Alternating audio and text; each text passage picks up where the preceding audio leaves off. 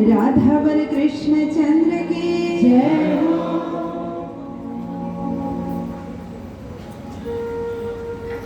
आइए बड़े प्रेम और भाव से श्री कृष्ण मधुराष्टकम गीत को गायन करें।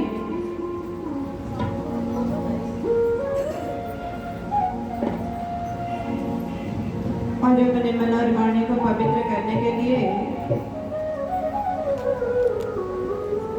2 मिनट राधा नाम संकीर्तन करेंगे।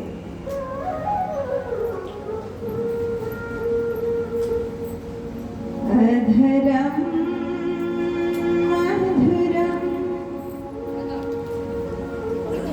वदना मधुरा नयना मधुरा हसिता मधुरा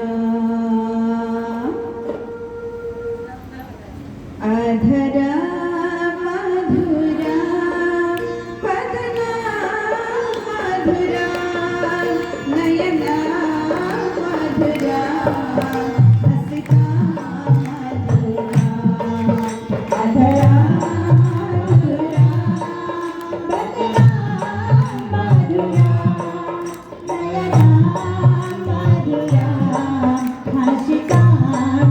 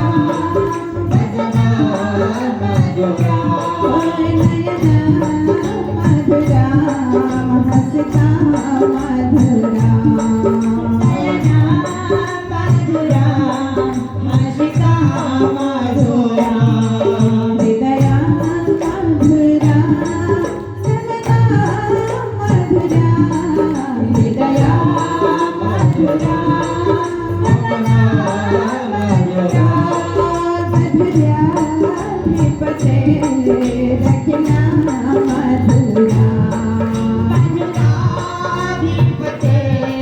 रखना मधुरा मधुराधिपते रखना मधुरा मधुराधिपते रखना मधुरा राधे राधे गोविंद गोविंद राधे राधे राधे गोविंद गोविंद राधे राधे राधे गोविंद गोविंद राधे राधे राधे गोविंद गोविंद राधे गोविंद राधे गोपाल राधे गोविंद राधे गोपाल राधे गोविंद राधे गोपाल राधे गोविंद राधे गोपाल राधे हो राधे राधे गोविंद गोविंद राधे राधे राधे गोविंद गोविंद राधे राधे राधे गोविंद गोविंद राधे राधे राधे गोविंद गोविंद राधे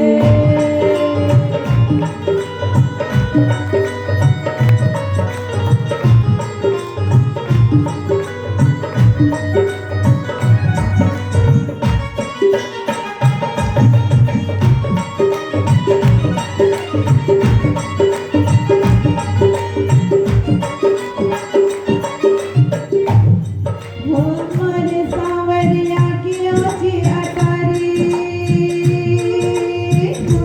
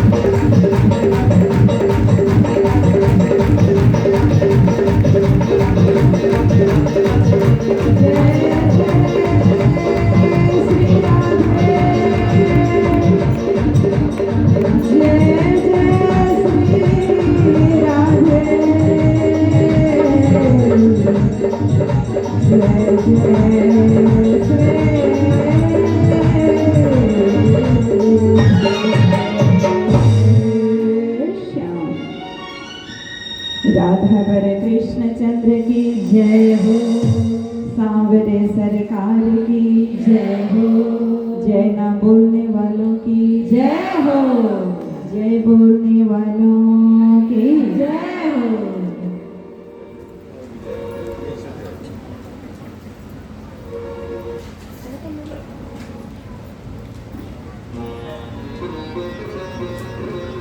परम मंगलमय परात्पर अखिलेश्वर सच्चिदानंद घन अनादि अक्षरातीत पूर्ण ब्रह्म परमात्मा राजश्यामा जी एवं राधा कृष्ण की महती अनुकंपा, परमहंस महाराज श्री राम रतन दास महाराज जी का भरपूर आशीर्वाद, श्री कृष्ण प्रणामी मंदिर ग्राम सिहानी का 15वां वार्षिक महोत्सव आप हम सभी बड़े दिव्यता और भव्यता के साथ मना रहे हैं। हमारा सौभाग्य सदगुरु के दरबार में जो दर्शन करने जाता है वो भाग्यशाली होता है। सदगुरु के पास जो चलकर जाता है और दर्शन पाकर के अपने जीवन को धन्य करता है वो भाग्यशाली होता है। पर स्वयं सदगुरु जन ही चल करके हमें आशीर्वाद देने और हमारा जीवन कृतार्थ करने बढ़ाने, वो सुंदर साथ और भक्तजन सौभाग्यशाली होते हैं। बोलो श्री कृष्ण कन्हैया लाल की। तीन परमहंस महाराज जी का आशीर्वाद आज हमारे बीच इकट्ठा हुआ है। हमें क्या लग रहा है, हम भाग्यशाली नहीं हैं? हम तो भाग्यशाली ही नहीं, सौभाग्यशाली ही नहीं, परम सौभाग्यशाली हैं। परमहंस महाराज श्री राम रतन दास महाराज जी के आशीर्वाद से ही यहाँ किसी चीज की कमी नहीं थी। पर आज स्वयं हमारे बीच बाबा दयाराम धाम करनाल के गादीपति, जो साक्षात बाबा जी के ही रूप में विराजमान है और जिनके छत्र छाया में हम सभी सुंदर साथ भक्तजन अपने जीवन को यापन किया करते हैं, ऐसे परम श्रद्धेय परम पूज्यपाद महाराज श्री के चरणों में सत सत नमन वंदन करना चाहूंगी। प्रणाम। दूसरा हमारा महान परमहंस पीठ श्री जागनी पीठ शक्ति नगर दिल्ली से श्री कृष्ण प्रणामी मंदिर जागनी पीठ शक्ति नगर के गादीपति के रूप में हम सब नारियों का गौरव। देखिए, एक परमहंस पीठ में आसीन जिनके हम दर्शन कर रहे हैं, वो नारी समाज को नेतृत्व करते हुए हम सभी के जीवन के पथ प्रदर्शक बने हुए हैं। ऐसे परम वंदनीय परम पूज्यपाद महाराज श्री परिम सखी महाराज जी को कोटि कोटि प्रेम प्रणाम। इस कार्यक्रम के सूत्रधार श्री निजानंदा आश्रम देवबंद से हमारे बीच पधारे परम आदरणीय श्रद्धेय महाराज श्री राजदास जी महाराज जी, मोदी नगर से चले गए। श्री कृष्ण प्रणामी मंदिर खतौली से हमारे बीच आप सभी के चिर परिचित और हमारे समाज के विद्वान विदुषी, जो धर्म प्रचार के माध्यम से हम सभी की आत्मा को जागृत कर रही है, आदरणीय पूजनीय साध्वी ललिता देवी जी को कोटि कोटि प्रेम प्रणाम। प्रणामी समाज के जाने माने विशिष्ट संगीताचार्य परम आदरणीय परम श्रद्धेय बाबूजी श्री हर्षद राय जी को कोटि कोटि प्रेम प्रणाम। इस कार्यक्रम के मुख्य जजमान के रूप में हमारे बीच उपस्थित आदरणीय भाई श्री राजेंद्र सक्सेना जी, राजीव सक्सेना जी, भक्तिमती बहन अनीता सक्सेना जी, सेवा में सेवारत परम आदरणीय श्रद्धेय भैया जी श्री विजेंद्र धीमान जी, लगायत समस्त टीम के सदस्यगण, आज मेरा सौभाग्य मैं जिनके माध्यम से इस संसार में मेरा आने का माध्यम बना और जिनके संस्कार और आशीर्वाद कृपा से आज आपके बीच में बैठ करके दो शब्द आप सभी के बीच रखने की सेवा के लिए जिन्होंने समर्थ बनाया, ऐसे मेरे जन्मदाता पिताश्री उपस्थित है। पिताजी के चरणों में मैं कोटि कोटि प्रणाम करना चाहूँगी। हमारे विशिष्ट संगीतज्ञ बहन श्री मीरा देवी, भाई श्री राजकिशोर जी, भाई श्री प्रदीप जी, भाई श्री राहुल जी और जागरण लीला मीडिया YouTube चैनल के माध्यम से देश विदेश में इस कार्यक्रम को जो देख रहे हैं, सुन रहे हैं, साथ ही जो दिखा रहे हैं और सुना रहे हैं, हमारे आदरणीय भाई श्री प्रियांक जी लगायत समस्त सुंदर साथ धर्म अनुरागी, धर्म प्रेमी सज्जन वृंद, माताएं, बहनें, भाइयों, राज्य महाराज के अति लाडले प्यारे सुंदर साथ जी के चरणों में कोटान कोट प्रेम प्रणाम। हम सभी का सौभाग्य आज हमारे बीच सिहानी के ही पार्षद जी श्री नितिन कुमार जी उपस्थित है। आपका बहुत बहुत स्वागत और अभिनंदन। साथ में पधारे हुए समस्त टीम को हम इस कार्यक्रम में स्वागत करना चाहेंगे। साथ में पधारी हुई हमारे प्रिय बहन मन्नू दीदी का भी स्वागत है। आइए आप सभी के चरणों में दोबारा प्रेम प्रणाम।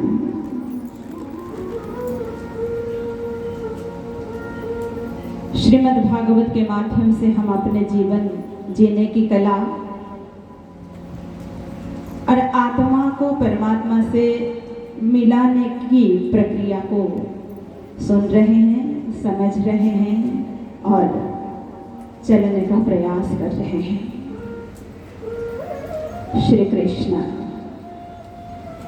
कृष्ण कृष्ण सब कोई कहे, पर भेद न जाने कोई। नाम एक विध है सही, पर लीला तीन विध होय।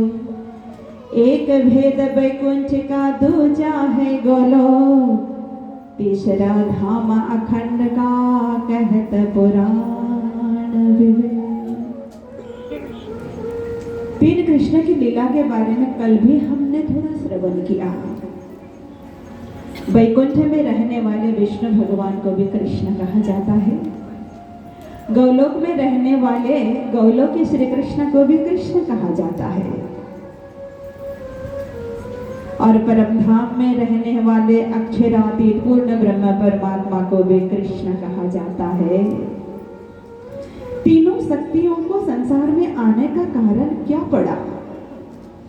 तीनों शक्तियां संसार में क्यों आई और आकर के क्या क्या लीलाएं की, इस विषय वस्तु के ऊपर हम श्रवण कर रहे हैं। चतुर्भुज में दर्शन दे करके विष्णु भगवान ने अपना दिया हुआ वरदान को पूर्ण किया।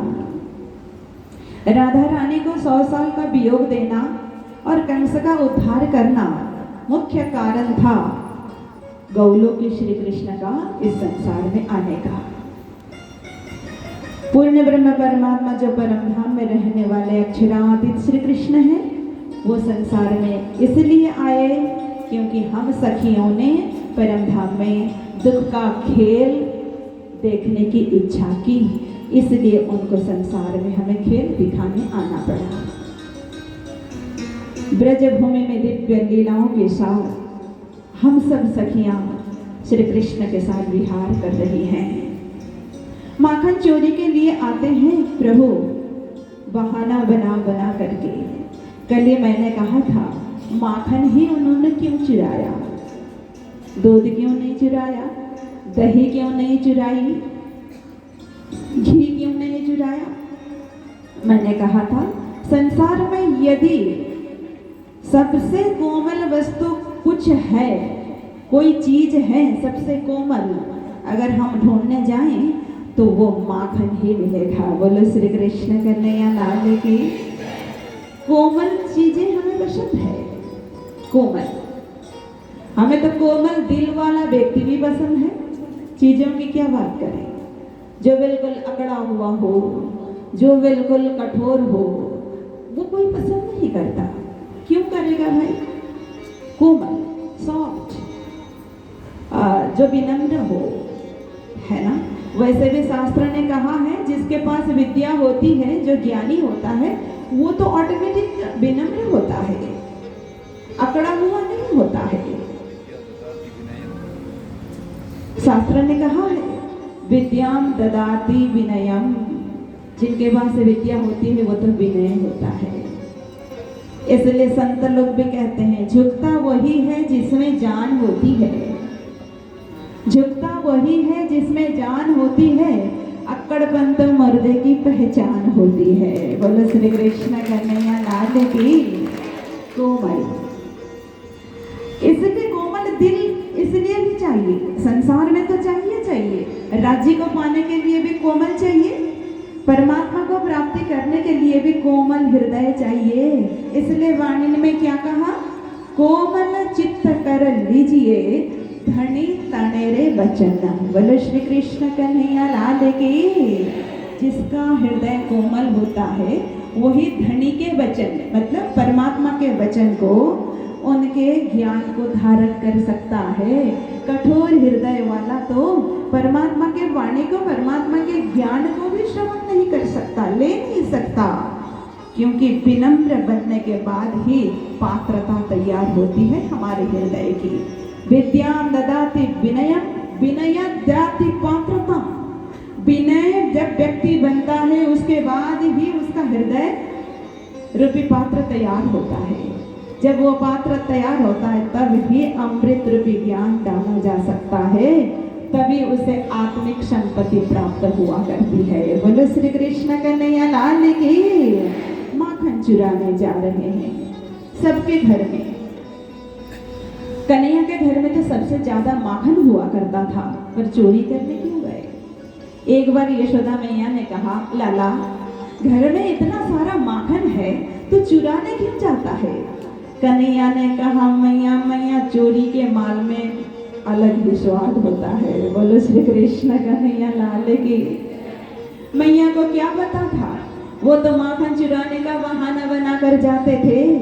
जिन गोपियों का हृदय माखन जैसा कोमल और मीठा हुआ करता था, उन्हीं के दिल चुराने के लिए कन्हैया जाया करते थे। बोलो श्री कृष्ण कन्हैया लाल की। मेरे दिल को चुराया कन्हैया ने, दिल को चुराया। किस किस का दिल चुराया? एक बार हाथ उठा दीजिए। तो ऐसे उदास होके उठा रहे हैं कि जैसे कि मतलब परेशान है आप, उसने दिल चुराया इसलिए, ऐसा तो नहीं ना। संसार में कितनों ने दिल चुराया, चुराया क्या, कितनों ने पत्थर मारा, कितनों ने तोड़ दिया। आए दिन दुखी होते फिर भी संभलने का नाम नहीं लेते। बोले फलाना ने दिल तोड़ दिया। एक गुरु के पास जाके शिष्य बोलने लगा, मेरा दिल टूट गया। बोले कैसे टूटा? बोले मैंने फलाने को दिया था। बोले दूसरों को दोगे तो तोड़ेगा ही ना, फिर जगह में दो जहां ना टूटे, जहां परेशान होना ना पड़े। तो कभी कभी मुझे भी लोग भक्तजन पूछते हैं, बोले आपने शादी कर ली? आपके मन में भी ये प्रश्न होगा, इसलिए मैं बता रही हूँ। तो हम बड़े शौक और बहुत प्रसन्नता के साथ कहते हैं कि हमने शादी कर ली। बोले अच्छा शादी कर ली? बोले हाँ, हमने उसी से शादी कर ली जो कभी नहीं मरता, झमेले में पढ़ना ही है तो ऐसे झमेले में पढ़ो जहां परेशान होना ही ना पड़े। कभी ना मरने वाला हो, कभी ना रुलाने वाला हो, ना कभी पीड़ा देने वाला है, उससे कर दी शादी। दिल तो देना ही है देखिए, पर किसको देना है वो श्रीमद् भागवत की कथा सिखाती है। बोलो श्री कृष्ण कन्हैया लाल की। एक दिन यशोदा मैया क्या करने लगी? दधि मंथन करने लगी। एकदा गृहदासेषु यशोदानंद गृहिणी कर्मांतरन नियुक्तासु निर्ममन्थ स्वयं दधि। यानि यानि ह गीतानि तद्भाल चरितानि च दधि निर्मंथने काले स्मरन्ति तान्यगायत। आज सवेरे सवेरे यशोदा मैया दही बिलो रही है और क्या कर रही पता है? दही बिलो रही है। शरीर से भी परमात्मा की भक्ति, वाणी से भी परमात्मा की भक्ति। वाणी से क्या कर रही है? मुख से भजन गा रही है। मन से भी परमात्मा की भक्ति, मन से परमात्मा का स्मरण कर रही है। मनसा वाचा कर्मणा श्री जुगल चरण की आस। बोलो श्री कृष्ण कन्हैया लाल की। भक्ति तो तभी संभव है जब तीनों प्रक्रिया से हो जाए, मन से, वचन से और कर्म से। पूजा तो हम भी करते हैं, पूजा तो हम सभी करते हैं, सभी पूजा करते हैं, सभी सेवा पूजा करते हैं, पर या तो शरीर टिका हुआ होता है या तो वाणी से हो रहा होता है, मन तो वहां होता ही नहीं है। होता आओ जीवाला मरे घेर, आओ जीवाला। अरे बेटा वो पापा को जल्दी उठा तो दे, अभी तक उठे नहीं है। एक लड़ी परदेस मामुने मोकीने। आज थोड़ा जरूरी काम है, काम वाली को फोन कर देना, थोड़ी जल्दी आ जाए। मन नहीं है ठिकाने पे, वो कर्म है, वो कर्म है, वो पूजा नहीं है। पूजा संभव तब है मन से भी हो, कर्म से भी हो और शरीर से भी हो। यशोदा मैया ने प्रक्रिया सिखाई है, पूजा कैसे करें, सेवा पूजा कैसे करें। मुख से भी वाणी, कन्हैया का भजन, मन से उनका स्मरण और शरीर से कर्म भी उनके लिए, क्योंकि मक्खन निकलेगा तो लाला को भोग लगाएंगे। कन्हैया दौड़े दौड़े आए, पीछे से धम्म से पकड़ लिया, मैया मैया भूख लगी है, माखन दे दो। कन्हैया को मैया ने कहा लाला अभी तो माखन तैयार हुआ नहीं। अच्छा एक काम कर बेटा, थोड़ा दूध पी ले। गोदी में बिठाया, स्तनपान करवाने लगी। आज कन्हैया के मन में एक प्रश्न आया और पूछ लाला, मैया मैया एक प्रश्न पूछूं आज? लाला पूछ ले। अच्छा तुझे दूध प्यारो है या तुझे तेरो पूत प्यारो है? बोले श्री कृष्ण कन्हैया लाल की। बाबरा कहीं का संसार में अगर मुझे कोई चीज प्यारी है तो मेरा पूत प्यारो है, दूध काहे को प्यारो। इतने में अंदर से एक गोपी आई और कहने लगी, मैया मैया कामधेनु गाय को दूध उबल गयो। बोलो श्री कृष्ण कन्हैया लाल की। अभी अभी कह रही थी मैया कि मेरा पूत प्यारो है, दूध को नाम सुनते ही पूत ने छुट्टी कर दी, नीचे बिठा दिया जमीन पे और भाग पड़ी दूध संभालने के लिए। कन्हैया को आया गुस्सा, ओ ये तो चिकनी चुपड़ी बातें करके मुझे फुसलाती थी, हकीकत तो और कुछ है। इसका मतलब मेरे से ज्यादा ये दूध को प्यार करती है। जितने भी मटके रखे थे बाहर, एक एक उठाए पत्थर और मटकों को फोड़ना प्रारंभ कर दिया। आज कन्हैया ने सबरन मटकन को फोड़ डाला जैसे ही यशोदा मैया अंदर से आई, देखा और गोपियां शिकायत करती थी, मैं मानती नहीं थी, वाकई में लाला बिगड़ गया है, अब तो कुछ करना पड़ेगा। उठाई साटी, लाठी उठाई और पीछे पीछे पिटाई करने के लिए भाग पड़ी, दौड़ने लगी यशोदा मैया। आगे आगे कन्हैया, पीछे पीछे यशोदा मैया।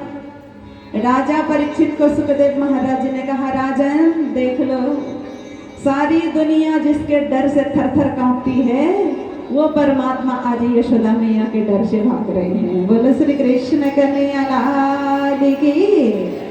भागते भागते भागते पसीने पसीने हो गई यशोदा मैया। कहने लगे, लाला जरा रुक तो जा। लाला ने कहा, मैया क्यों? बोले, तेरी आज पूजा करूंगी। मैया आज कौन सा त्योहार है ये भी बता दो। लाला तू रुक तो जा, ऐसे पूजा करूंगी तेरी छठी को दूध याद आ जाएगा। अब पसीने पसीने होते हुए देखा मैया को, लाला को दया आई और लाला पकड़ में आ गए। पर इतने में संतुष्टि नहीं हुई यशोदा मैया को। उन्होंने क्या किया, ले जा करके रस्सी से बांधना प्रारंभ किया।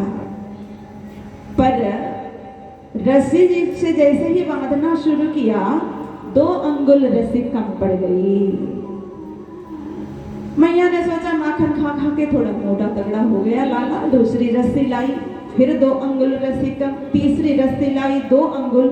सवरण नंद बाबा के महल की रस्सियां खत्म हो गई, पर 2 अंगुल रस्सियां कम पड़ती जा रही है। अब पूरा गोकुल की रस्सियां लाई गई, 2 अंगुल रस्सी कम ही पड़ती रही।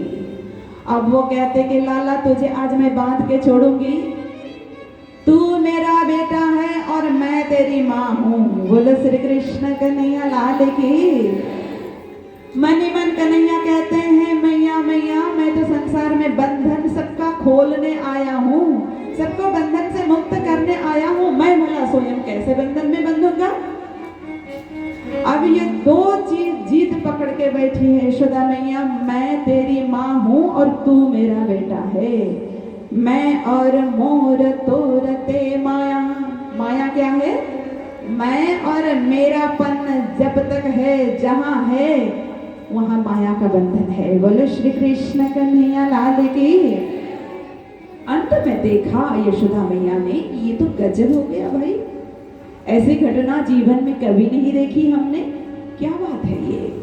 अब वो पसीने में लथपथ हो गई कन्हैया की और ताकने लगी, और कन्हैया की वो दिव्य सूरत देख करके उनको लगा हो न हो कि बेटा तो मेरा ही है, पर लगता है कुछ न कुछ तो यहाँ गड़बड़ है। अब उपाय न पा करके यशोदा मैया ने क्या कहा, लाला अब तो बंधन में आजा, मैं हार गई तू जीत गया। बोलो श्री कृष्ण कन्हैया लाल की। संत जन ने कहा, परमात्मा को प्रेम के बंधन में बांधना हो तो 2 कार्य करना बहुत जरूरी है। एक तो मैं और मेरापन को त्यागना जरूरी है, दूसरी बात है 1 अंगुल रस्सी है साधना। साधना, साधना मीन्स भक्ति। भक्ति कितनी भी करो, दूसरी अंगुल रस्सी है परमात्मा की कृपा। बोलो श्री कृष्ण कन्हैया लाल की। भक्ति करना शुरू करें, निष्काम रूप से भक्ति करते रहेंगे करते रहेंगे तो भी परमात्मा मिलने वाले तो नहीं है, जब तक हमारे अंदर दीनता ना आए, विनम्रता ना आए। जिस दिन विनम्रता और दीनता आ जाएगी, परमात्मा की कृपा हो जाएगी, तो वो प्रेम के बंधन में बंध जाएंगे। बोलो श्री कृष्ण कन्हैया लाल की। जैसे जैसे कार्य करते गए कन्हैया, वैसा वैसा नाम उनका पड़ता गया। दाम कहा जाता है संस्कृत में रस्सी को, रस्सी होती है, दाम कहते हैं दाम। उदर कहते हैं पेट को, संस्कृत में पेट को उदर कहते हैं। रस्सी ने, दाम ने उदर में बांधा, इसलिए भगवान का एक नाम दामोदर पड़ा। बोलो श्री दामोदर भगवान की। उखल घिसटते जैसे गए, 2 वृक्ष थे नंद के आंगन में, दोनों वृक्ष गिर गए। और ये कुबेर के 2 पुत्र थे, मणिग्रीव और नल कुबेर उनका उद्धार कर दिया। नारद जी के श्राप से ये जड़ वृक्ष बन करके यहाँ थे, इनका उद्धार कर दिया। अब आए दिन गोकुल में उपद्रव को देख करके नंद बाबा ने सोचा अब यहाँ रहना ठीक नहीं है। हमेशा घटनाएं घटती रहती है, लाला के ऊपर विपत्तियां आती रहती है, हो न हो ये भूमि अच्छी नहीं है। इसलिए तय किया मीटिंग करके कि थोड़ा आगे एक सुंदर वन है जिसको वृंदावन कहा जाता है। उस वृंदावन में हम सब जाएंगे और वहाँ अपना ब्रजधाम बसाएंगे। सारे बैलगाड़ियों में झगड़े में सामान को लादा और नंद बाबा, उपनंद बाबा, यशोदा मैया, रोहिणी मैया, श्री कृष्ण बलदाव भैया के साथ गोप ग्वाल सारे के सारे निकल पड़े और सभी मानसिक रूप से वृंदावन का ध्यान करते हुए निकल पड़े। अरे मन चल वृंदावन धाम, रटे जा राधे राधे, रटे जा राधे राधे, भजे जा राधे राधे, रटे जा राधे राधे, भजे जा राधे राधे। अरे मन चल वृंदावन धाम, रटे जा राधे राधे, अरे मन चल वृंदावन धाम, रटे जा राधे राधे। सभी मानसिक रूप से वृंदावन चले, बड़े प्रेम और भाव से श्री कृष्ण के साथ।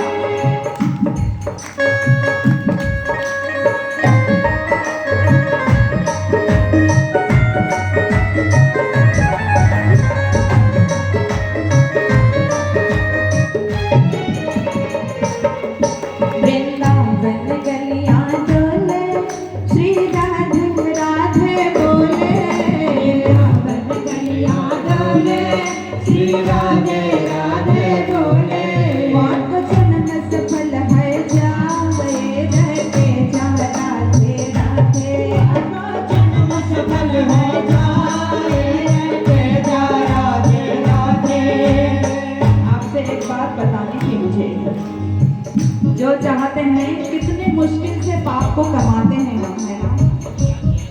कितने मुश्किल से पाप को इकट्ठा करके अंदर रखते हैं, तो उसको ऐसे इतने आसानी से थोड़ी निकालेंगे। जिनको पाप को बाहर नहीं निकालना, वो ध्यान रखना, गलती से भी राधा राधा मत बोलना।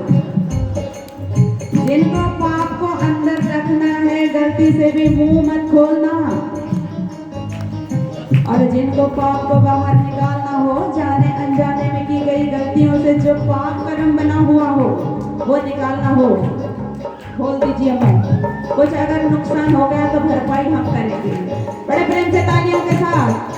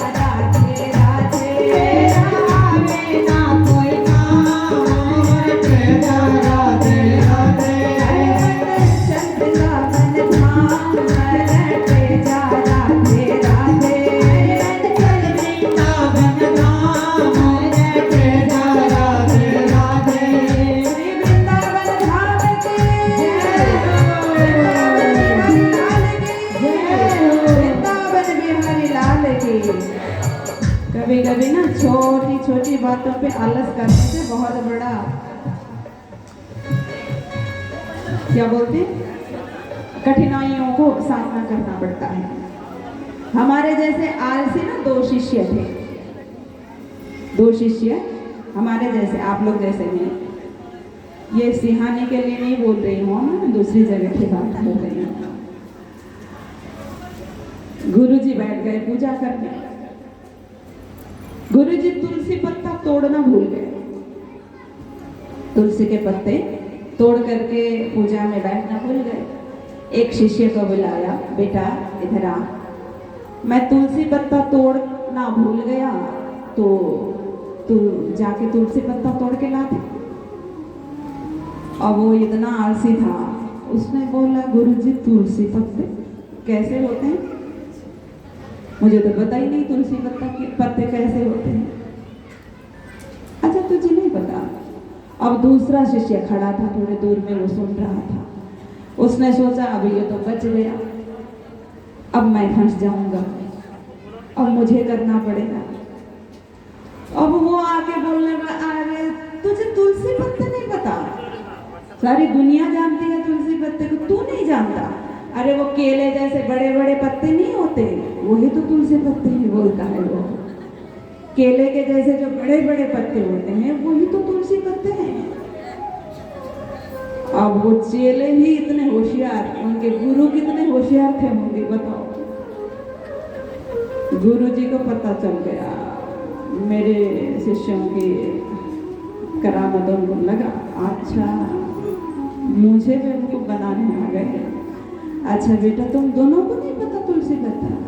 नहीं गुरुजी, अब पता होता तो इतना बोलने की थोड़ी जरूरत होती, हम कब के ले आते, हमें पता ही नहीं तुलसी पत्ते कैसे होते हैं। गुरुजी ने कहा बेटा देख फिर बात तो गड़बड़ हो गई, मैं तो पूजा में बैठ गया, अब ये जो इतना भारी तख्त के ऊपर, वो भी गुरुजी भी 80-90 किलो 100 किलो के बैठे हुए हैं। बोले अब तो कोई उपाय नहीं है, पूजा में एक बार बैठने के बाद दोबारा उतरने का विधान तो है नहीं, उतरना नहीं होता है, इसलिए अब तो और कोई इसमें ऑप्शन ही नहीं है हमारे पास। अब ये तख्त उठाओ और हमें ले चलो, हम बताते हैं तुलसी पत्ते क्या होते हैं। अब वो तख्त के साथ गुरुजी को उठाए ले गए, दोनों शिष्य आए पसीने पसीने, ले जा करके बोले हाँ रुको रुको रुको, अब मैं बताता हूँ तुमसे। बेटा तुलसी पत्ता यही है, देख लो अच्छे से, कहीं भूल ना जाओ। बोले ध्यान से, अब तक हाँ जी गुरुजी हाँ, अब तो अब पहचान जाएंगे, अब भूलेंगे नहीं। अब गुरुजी ने कहा नहीं नहीं अच्छे से देख लो, अच्छे से देख लो, क्योंकि कहीं फिर बाद में परेशानी ना हो तुम्हें। बोले नहीं गुरुजी अब देख लिया हमने। गुरुजी ने कहा अब तो नहीं भूलोगे? नहीं गुरुजी अब ध्यान रहेगा। अब ये तख्त उठा के फिर ले चलो, मैं जहाँ पूजा में बैठा था तख्त उठा के वहीं ले चलो। अब फिर तख्त उठा के लेके जाने लगे, थोड़े बहुत बची हुई जो शक्ति थी वो भी खत्म हो गई। हाँफते हुए तख्त को रखा। गुरुजी ने कहा फिर से बच्चों तुलसी पत्ते तो नहीं भूलोगे? शिष्यों ने कहा गुरुजी एक जन्म के क्या कहें, 7 जन्म नहीं भूलेंगे अब तो तुलसी पत्ते। बोले श्री कृष्ण कन्हैया लाल की। इसलिए कभी कभी हम छोटी छोटी बातों पे आलस कर बैठते हैं, तो बाद में हमें बहुत बड़ी बड़ी समस्याओं का सामना करना पड़ सकता है। जाकर के 4 तुलसी पत्ते तोड़ के ले आते तो ये सारा झमेला थोड़ी होता। ये हमारी कहानी है, हमारी कहानी। अब वृंदावन पहुंचे, बहुत सुंदर। वृंदावन को देखते ही कन्हैया तो झूमने लगे, कहने लगे मैया मैया मैं तो गाय चराऊंगा। यशोदा मैया ने कहा लाला गाय तो चराना ही है तुझे कौन सा डॉक्टर और इंजीनियर बनना है, तो ग्वाला का बेटा है तो ग्वाला ही बनेगा। पर अभी तू छोटा है, 4 साल को छोड़ो काहे को गाय चराएगा। मुंह लटका के बैठ गए लाला। अब कन्हैया को देखा मैया ने तो उदास हो गया लाला। ब्राह्मणों को बुलाया, स्वस्ति वाचन करवाने लगे। ओम स्वस्ति न इंद्रम वृद्धश्रवाः, स्वस्ति न पूषा विश्ववेदाः, स्वस्ति न तारक्षो अरिष्टनेमिः, स्वस्ति न बृहस्पतिर्ददातु। ओम देवो शांतिरंतरिक्षं शांति। अब वेद मंत्र उच्चारण होने लगे। ओम भद्रं कर्णेभिः शृणुयाम क्षेमाक्ष विरज जत्रा। अब सारे वेद ध्वनि गुंजायमान होने लगी। ब्राह्मणों ने कहा मैया को अभी थोड़ी देर बैठ जाइए आप लोग।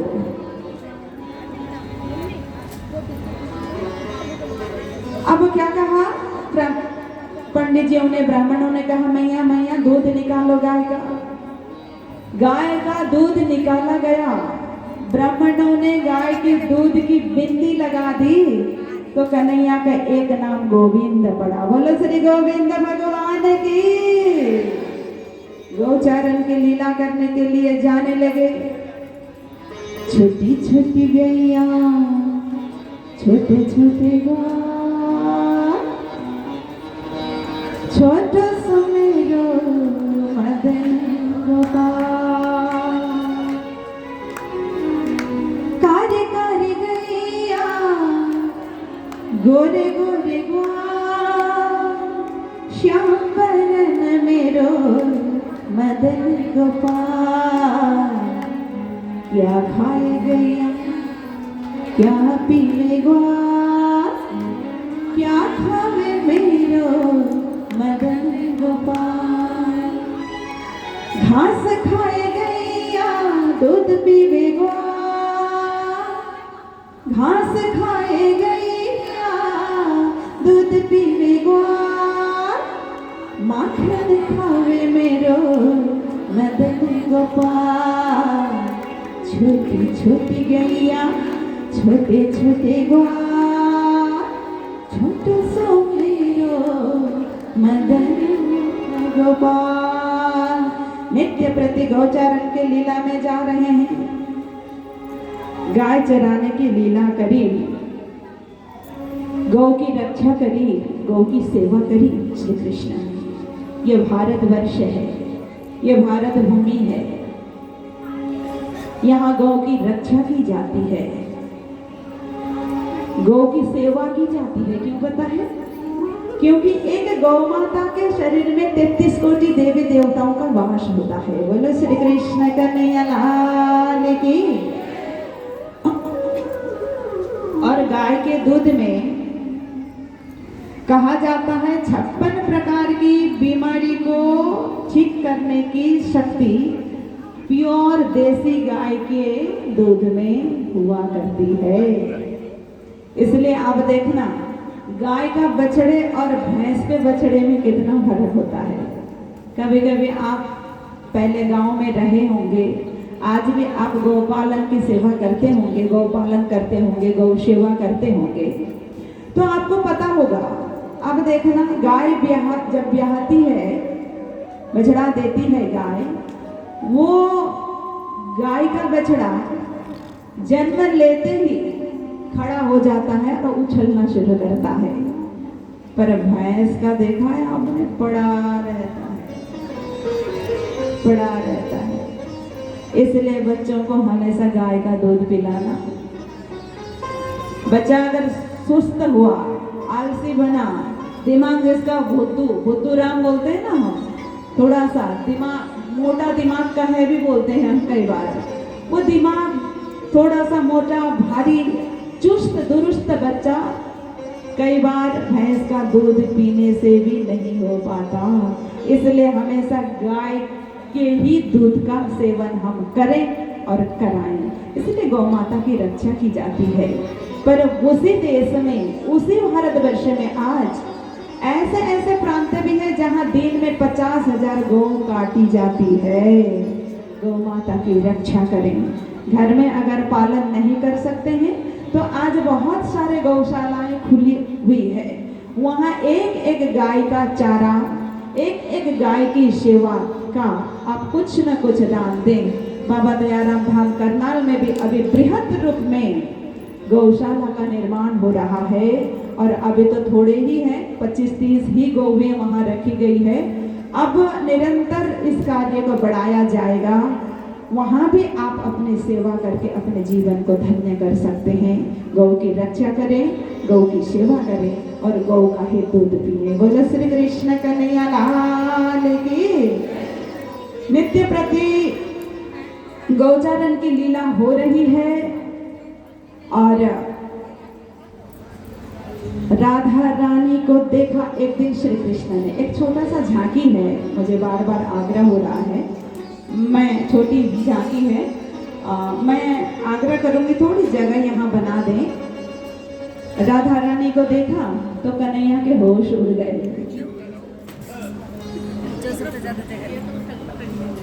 और गोचारण के लीला करके जैसे ही घर में आए तो यशोदा मैया को कहने लगे, मैया मैया सबकी शादी हो रही है, मेरी भी करा दे, मेरी भी शादी करा दे। अच्छा तू अभी छोटा है, गाय को शादी करेगा? मैया छोटे बड़े की बात छोड़ो ना, फायदा तेरे लिए ज्यादा फायदेमंद की बात है ये, फायदा तुझे ही मिलेगी, मुझे नहीं। क्या? अरे छोटी सी दुल्हनिया आएगी, भोजन बनाएगी, तुझे खिलाएगी, तुझे काम दाम करना नहीं पड़ेगा, कितना आराम होगा। राधा रानी से मेरी शादी करा दे, मेरा विवाह करा दे। कन्हैया यशोदा मैया से बार बार विनती करने लगे, आग्रह करने लगे कि राधिका गौरी से,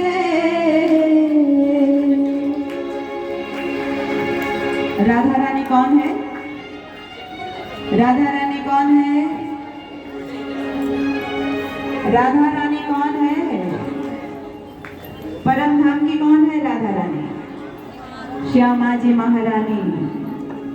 परम धाम की श्यामा जी महारानी ब्रज में राधा रानी बन के आई थी। और इधर इधर कन्हैया यशोदा मैया को मनाने लगे हाथ जोड़ करके, राधिका गौरी से, थोड़ा ऐसे, बीरज की छोरी से मैया करा दे मेरा ब्याह, राधिका गौरी से, बीरज की छोरी से मैया करा दे मेरा ब्याह। यशोदा मैया ने देखा ये छोटो सा छोरो क्या बोल रहा है, लाला उम्र तेरी छोटी है, नजर तेरी खोटी है, कैसे करा दूं तेरा ब्याह। उम्र तेरी छोटी है, नजर तेरी खोटी है, कैसे करा दूं तेरा ब्याह।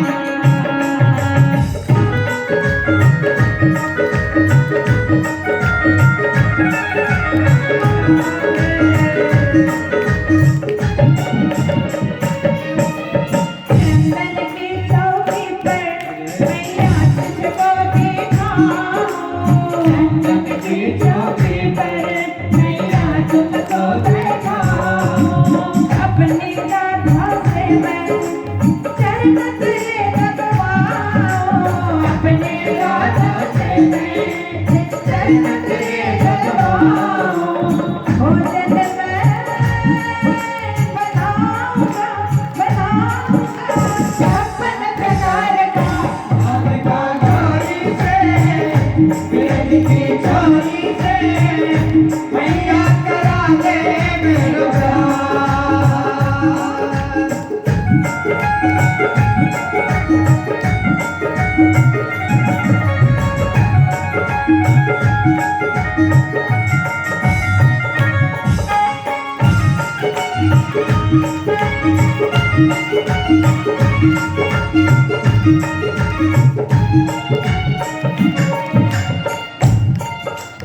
छोटी सी दुल्हनिया जब अंगना में डोलेगी, छोटी सी दुल्हनिया जब आंगन में डोलेगी, तेरी सावन मैया वो घूंघट ना खोलेगी, तेरे सावन मैया वो घूंघट ना खोलेगी। उसे बैठेंगे तोल में नाविका डोली से, ब्रज की चोरी से मैया करा दे मेरा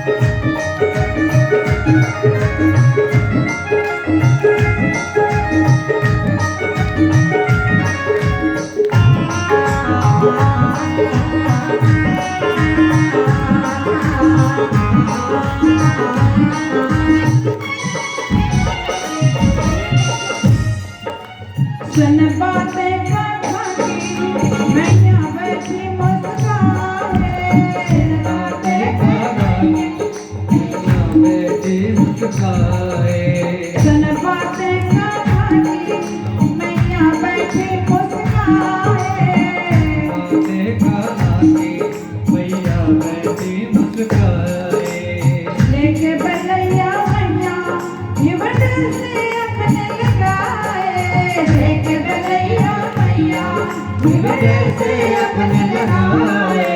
नजर करी लग जाए ना मेरे लाल को रास्ता चोरी से ब्रज की चोरी से मैया करा दे मेरा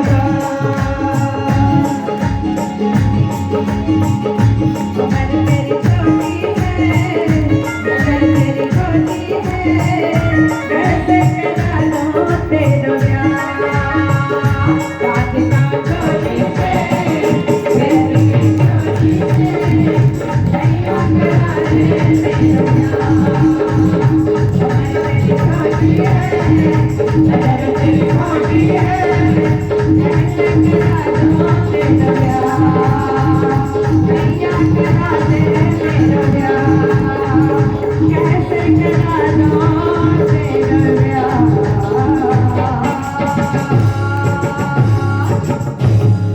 बोलो श्री कृष्ण कन्हैया लाल की। दिव्य लीला परमात्मा की क्यों कर रहे हैं, क्यों कर रहे हैं वो लीला? हमने मांगा था ना, हमने जो ये देखने की इच्छा की थी, बाल लीलाओं के द्वारा हम सभी को आनंदित कर रहे हैं। अब मैं एक छोटा सा प्रसंग है, उसके साथ ही आज अभी का प्रसंग यहीं विराम दूं।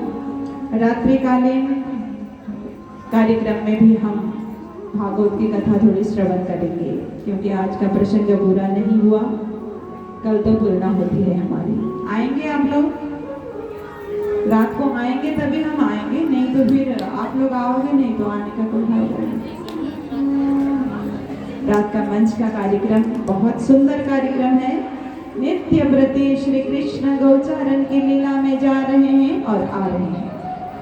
एक दिन अपने ग्वाल बालों को सखाओं से कहा श्री कृष्ण ने, कल ना हम प्रीति भोज करेंगे, प्रीति भोज, बनभोज, आज के भाषा में पिकनिक कहते हैं ना। बनभोज करेंगे तो घर से सब कुछ न कुछ लेके आना, जिसको कलेवा कहते हैं। सब बैठ करके एक साथ हम पाएंगे। सबने कुछ न कुछ घर में जाकर के अपने माताओं से कहा। सारी गोपियों ने अच्छे अच्छे व्यंजन बनाए और अपने बच्चों को दे करके गौचारण की लीला में भेज दिया। मधुमंगल के घर में खाने के लिए कुछ न था। मधुमंगल ने कहा, मैया कन्हैया के पास मैं क्या लेके जाऊंगा, हमारे घर में तो कुछ भी नहीं है। गोपी ने कहा, लाला छाछ पड़ी है, छाछ वो लेके जा।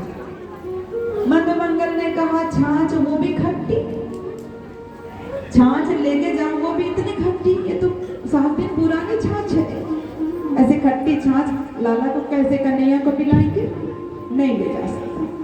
अरे तुम लेके तो जा, वो बड़े प्रेम से पाएंगे। जबरदस्ती मधुमंगल को छाछ दे करके गोपी ने भेजा। अब उसको समझ में नहीं आ रहा, इतने माल पकवान बना करके घर से सब लेके आए हैं, खीर पूड़ी हलवा पूड़ा, तो उसको लगा कि नहीं ये तो अच्छा नहीं लगेगा। दूर ही खड़ा हो गया छुप करके मधुमंगल और छाछ के लोटे को छिपा लिया। सब खाने बैठे, कन्हैया ने इधर उधर देखा, मधुमंगल दिखाई नहीं दिया। तो मधुमंगल कहाँ है देखने लगे तो थोड़े पेड़ के आड़ में छुप करके मधुमंगल खड़े हैं। कन्हैया ने कहा, अरे सखा मधुमंगल तुम दूर क्यों खड़े हो, तुम पास में क्यों नहीं आते, तुम क्या लेकर के आए हो, तुम छुपा रहे हो। गोपी ने कुछ न कुछ तो मुझे भेजा है, लेके आओ।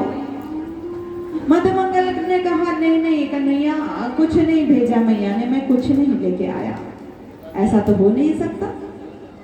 जैसे ही कन्हैया खड़े हुए और दौड़ पड़े मधुमंगल की तरफ, लोटा से छाछ निकाली और मधुमंगल ने गटागट पी लिया। जैसे ही कन्हैया पहुंचे, थोड़ी छाछ बची हुई थी, लोटा को पकड़ लिया और बची हुई छाछ को कन्हैया ने पा लिया। जैसे ही कन्हैया ने वो घूंट भर छाछ पी, जन्म जन्मांतर की गरीबी और दरिद्रता को समाप्त कर दिया, धन धान्य से परिपूर्ण कर दिया और दरिद्रता से मुक्त हो गया मधुमंगल का पूरा परिवार। बोलो श्री कृष्ण कन्हैया लाल की। इसलिए प्यारे बार बार एक ही बात का आग्रह हो रहा है, यहाँ भी जहाँ श्री कृष्ण प्रकट हुए वो वृंदावन बन चुका है। मधुमंगल भी यही है, ललिता सखी भी यही है, श्रीदामा सखा भी यही है, तो प्रभावती मैया भी यही है। इसलिए अर्पण करें, आपके पास जो है वो ही अर्पण करें। ये जरूरी नहीं है कि आप धन ही अर्पण करें, आप अन्न अर्पण करें, आप वस्त्र अन्न अर्पण करें, आप कुछ भी सेवा आप अर्पण करें, आपके पास जो है। ऐसा तो नहीं है परमात्मा ने किसी को ऐसा रखा हो कुछ न दिया हो, सबके पास कुछ न कुछ है। धन संपत्ति नहीं है तो आपको मन तो दिया है, मन से अच्छा विचार करें, अच्छा सोचें, सबके लिए अच्छा बोले, सबके भलाई की कामना करें, मन में शुद्ध और पवित्र विचार भरें, मन से प्रोत्साहन दें, उत्साह दें। कई बार कार्य में रुकावट देने के लिए हम खड़े हो जाते हैं। कोई सत्कर्म करने के लिए निकलता है, कई बार आपके पैसे की भी जरूरत इतनी नहीं होती, पर आपकी एक प्रेरणा और आपका एक साथ, मानसिक रूप से साथ की जरूरत होती है, वहां भी हम दे नहीं पाते। इसलिए धन से दरिद्र जो व्यक्ति है वो तो एक दिन धनवान हो सकता है, पर मन से जो दरिद्र होता है वो जीवन में कभी उभर नहीं पाता और वो कभी धनवान नहीं हो पाता। मधुमंगल का जीवन सफल हुआ, सारे बैठ करके भोजन करने लगे। आहा, आज कितना आनंद आ रहा है, कन्हैया को सभी जूठा मीठा खिला रहे हैं, खुद भी खा रहे हैं, कन्हैया को भी खिला रहे हैं, कन्हैया की भी सबको खिला रहे हैं। ये परम आनंद जब ये सभी सखा मिलकर के ले रहे थे, उसी समय एक घटना घटती है। और थोड़ी देर बैठिए ना आप लोग। क्या घटना घटी? ब्रह्मा जी को पता चला कि जिसको हमने परमात्मा माना था वो तो वृंदावन में सब ग्वालों का जूठा खा रहा है। और जूठा खाने वाला भगवान थोड़ी होता है, कोई सज्जन व्यक्ति नहीं खाता किसी का जूठा। भगवान होकर के जूठा खाइए तो गलत बात है। अरे भगवान को तो पर्दा लगा के, घंटी बजा करके, थालियों में 56 भोग सजा करके, है ना, भोग लगाया जाता है। ये जूठा खाने वाला कोई नियम नीति नहीं दिख रहा है। न तो हाथ पैर धो रहा है कन्हैया, न तो अच्छे वस्त्र पहना है कन्हैया ने, ज्यों त्यों मिट्टी से सना हुआ हाथ है, पैर ऐसे गंदे हैं और सबका जूठा खा रहा। ऐसा भी परमात्मा थोड़ी हो सकता है। मन में शंका आई, ब्रह्मा जी परीक्षा करने के लिए निकल पड़े। ब्रह्मलोक से ब्रजधाम में आए, आकर के जैसे ही देखा अब तो और भी सिर चकरा गया। 4 मुंह वाले ब्रह्मा जी का पूरा 4 मुंह घूम गया, 4 खोपड़ी घूम गई उनकी। अब परीक्षा लेने आए, उन्होंने सारे जितने भी गाय गौएं थी, बछड़े को सबको चुरा लिए और ब्रह्मलोक में ले जाकर के छुपा दिया। थोड़ी देर में ग्वाल बाल ने कहा कन्हैया खा तो रहोगे कि बछड़ने को भी देखोगे, एक भी बछड़े नहीं दिखाई दे रहे हैं, देख लो। अब कन्हैया ने क्या किया, दही भात मिश्री हाथ में हथेली में डाला और उंगली के बीच बीच में एक एक अचार का टुकड़ा दबाया और उन्होंने कहा तुम लोग बड़े प्रेम से भोजन करो, मैं देख के आता हूँ बछड़े कहाँ गए। आप भात खाते जा रहे हैं, अचार चूसते जा रहे हैं। ऐसे दिव्य झांकी को देख करके देवी देवताओं ने फूल की वृष्टिपात करी, पर ब्रह्मा जी बड़े खुश हो गए कि मैंने अब तो ये चुरा लिया, क्योंकि मैं तो सृष्टि करता हूँ ना, मैं सृष्टि करता हूँ, मैं बड़ा हूँ। ये अभिमान और अहंकार लेकर के ब्रह्मा जी आए थे। अब कन्हैया ने चारों तरफ देखा, बछड़े कहीं नजर नहीं आ रहे हैं। जैसे ही घूम घाम के ग्वाल बाल जहाँ थे वहां पहुंचे, इतने में देखा ग्वाल बाल भी एक भी नहीं है। बोले श्री कृष्ण कन्हैया लाल की। ना तो ग्वाल बाल है ना बछड़े हैं। अब ध्यान दृष्टि से उन्होंने देखा ये चक्कर क्या है। जैसे ही ध्यान दृष्टि से देखा तो हो, ये तो बुढ़े बाबा ब्रह्मा जी की करामत है, मेरी परीक्षा लेने आ गया ये। और परीक्षा लेने भी जिस विषय में आपकी परीक्षा ली जाती है ना, जवाब भी उसी विषय के प्रश्न के सटीक उत्तर देना चाहिए। अब इसको सृष्टि करने का अभिमान इतना हुआ इनको, चलो मैं सृष्टि करके ही इनका अभिमान तोड़ता हूँ। कन्हैया ने क्या किया, कन्हैया ने जैसे बछड़े थे, कन्हैया स्वयं सारे बछड़े बन गए। बोलो श्री कृष्ण कन्हैया लाल की। जैसे ग्वाल बाल थे, कन्हैया सारे के सारे ग्वाल बाल खुद बन गए। जैसे कपड़े थे, जैसे लकुटी थी, जैसे जैसे सामग्रियां थी उनके साथ, हूबहू वैसे के वैसे कन्हैया बन गए। क्यों पता है, गौएं कहा करती थी, अरे लाला हे प्रभु, हमारे यहाँ भी कभी कभी आप बछड़े बन करके आए और हमारा जीवन धन्य करें। कन्हैया हमेशा कहा करते थे कि समय आने पर मैं आऊंगा और तुम्हारी इच्छा पूरी करूंगा। और गोपियां भी कहती थी, लाला कभी तो हमारे घर में पुत्र बन करके आया करो ताकि हमारा जीवन भी सफल हो सके। कन्हैया ने देखा मौका यही है, दोनों की इच्छा पूरी करूंगा। बछड़े बन करके गौ माताओं की इच्छा पूरी कर दी और पुत्र बन करके गोपियों की इच्छा पूरी कर दी। बोलो श्री कृष्ण कन्हैया लाल की। गोपियां क्या करती है, उठता बेशता रमता वालो चित्तती थे अलग न थाए, ज्यारे बना पधारता प्यारे खीन बरसा सौधाए। गौचारण के लिए जब जाते हैं श्री कृष्ण, विविध विलास बालाजी सो करता पूर्ण मनोरथ थाए, ज्यारे बछड़ा लई बन पधारे प्यारे रोवता दिन जाए। दिन भर रोती रहती, कब कन्हैया वापिस आए और फिर दर्शन करके मन को शांत करें।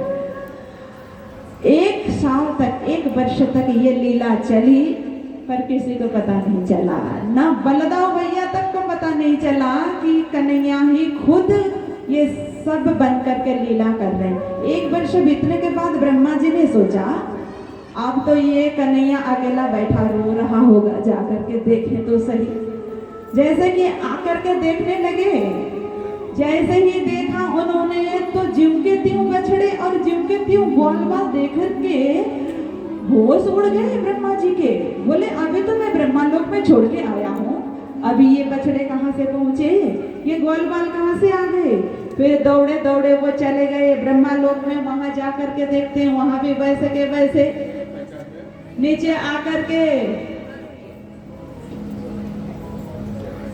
बोलो श्री कृष्ण कन्हैया लाल की।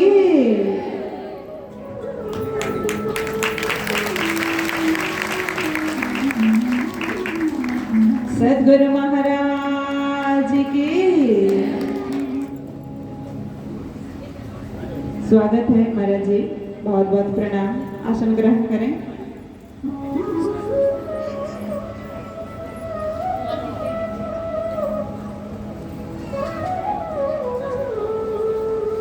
अब क्या हुआ,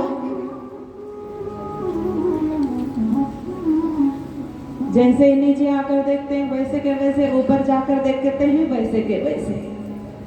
अब जैसे ही ब्रह्मा जी नीचे आए थे ब्रज में, श्री कृष्ण ने सोचा और थोड़ा नाटक कर दो। श्री कृष्ण ब्रह्मा जी का रूप बना करके ब्रह्मलोक पहुंच गए और जाकर के द्वारपालों को कहा, अरे द्वारपालों, आजकल बहुरूपिया ब्रह्मा जी बहुत घूम रहे हैं, ध्यान देना, मैं तो हूँ तुम्हारा मालिक, यहाँ कोई बहुरूपिया आए तो अंदर घुसने मत देना। कन्हैया ब्रह्मा जी बन करके अंदर गए और सिंहासन में बैठ गए। थोड़ी देर में दाढ़ी में हाथ घुमाते घुमाते ब्रह्मा जी सोचते विचारते पहुंच गए अपने ब्रह्मलोक। द्वारपाल ने दूर से ही रोक दिया, अरे बहुरूपिया ब्रह्मा जी रुक जाओ।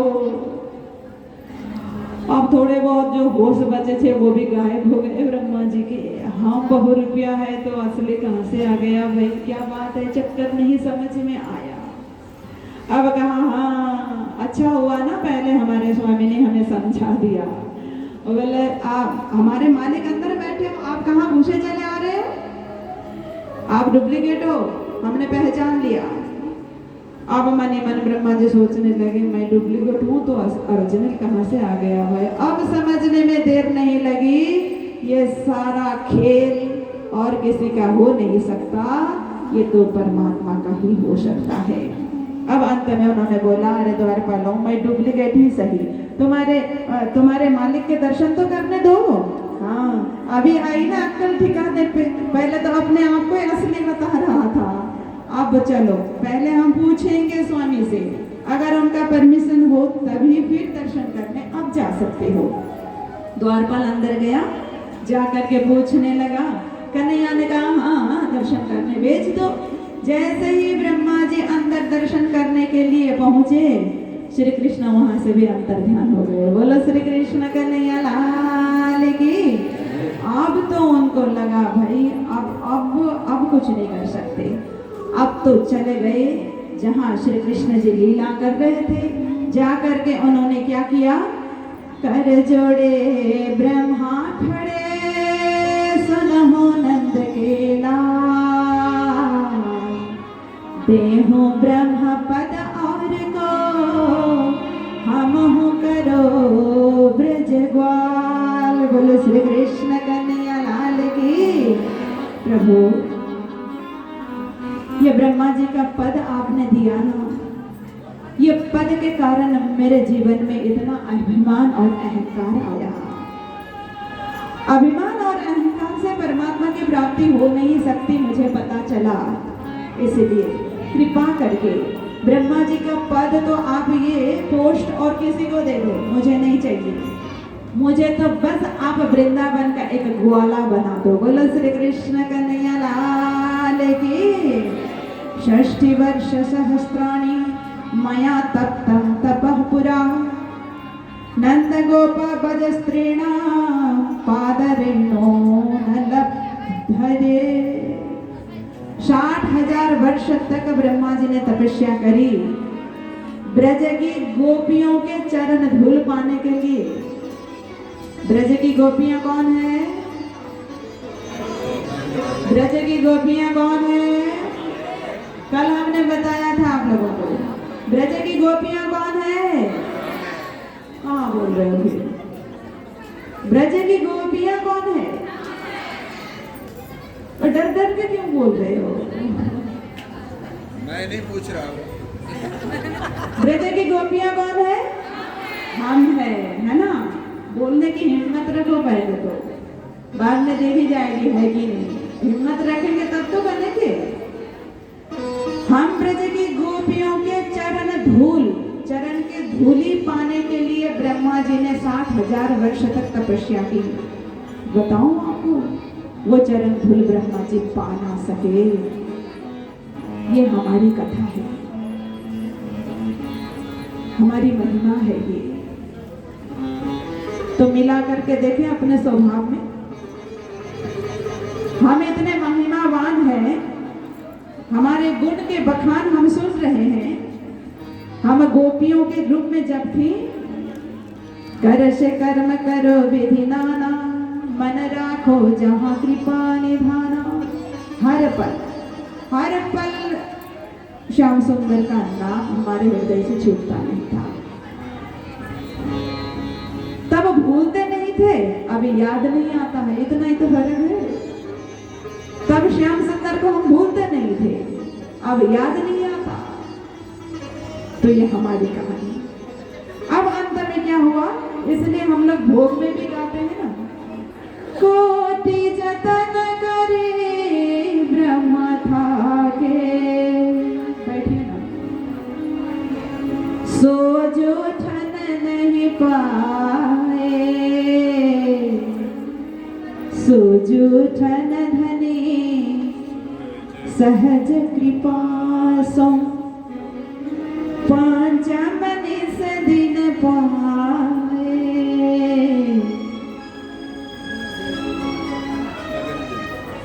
नगन जड़ित चौकी पर। भोग बोलते ये ब्रह्मा जी मछली बन करके गए नदी में, एक सिद्ध श्री कृष्ण का प्रसाद पाने के लिए नहीं मिला। श्री कृष्ण ने कहा ग्वाल बालों से, आज हमने खीर खाई है, खीर खा करके हाथ धोना नहीं चाहिए। बोलो श्री कृष्ण कन्हैया लाल की। कौवा बन करके आए जूठन को पाने के लिए, नहीं मिला। वो प्रसाद आज आपको और हमें इतनी सहजता के साथ मिला है। बोलो श्री कृष्ण कन्हैया लाल की, सद्गुरु महाराज की। नैमिड्यते भवपुसे तडितंबराय, गंजावतं सपरिपीच्छल सन्मुखाय, वन्यश्रजे कवलवेत्र विषाण वेणु, लक्ष्मश्रिये मृदुपदे पशुपांग जाय। बहुत स्तुति करी, पर माफी नहीं दी श्री कृष्ण ने ब्रह्मा जी को। क्यों पता है? आप इधर ध्यान देंगे थोड़ा। माफी नहीं दी उन्होंने, इतनी प्रार्थना करने के बाद भी माफी नहीं दी। क्यों? श्री कृष्ण ने कहा, मेरे भक्तों को तुमने मेरे से अलग कर दिया। जो भी मेरे भक्तों को मेरे से अलग करता है, उसको मैं कभी माफी नहीं देता। समझ में आ रही है? इसलिए कई सिखाने की बात नहीं है, दूसरी जगह की बात कर रही हूँ। भाई लोगों का भी स्वभाव होता है, सत्संग में जाने नहीं देते, कथा में जाने नहीं देते, तीर्थ यात्रा में जाने नहीं देते। देखना, माफी नहीं मिलेगी। चाहे बहनों की बात हो, चाहे भाइयों की बात हो, कोई भी धार्मिक कार्य के लिए कुछ करना चाहता है, कहीं जाना चाहता है, कुछ सेवा करना चाहता है, गलती से भी कभी रोकना नहीं, क्योंकि इस क्षेत्र में माफी नहीं मिलती है। बोलो श्री कृष्ण कन्हैया लाल की। आइए, समय बहुत हो चुका है और आज हमने वैसे भी परमहंस पीठों के माध्यम से बहुत आशीर्वाद ग्रहण किया, आशीर्वाद लिया, जीवन को धन्य किया। रात्रिकालीन मंच में हम श्रवण करेंगे गोवर्धन लीला को। 56 भोग तैयार है, ये रात्रि ही बटेगा, ध्यान रखना। जो आएंगे फिर वो ही 56 व्यंजन को पा सकेंगे। तो हाँ, 56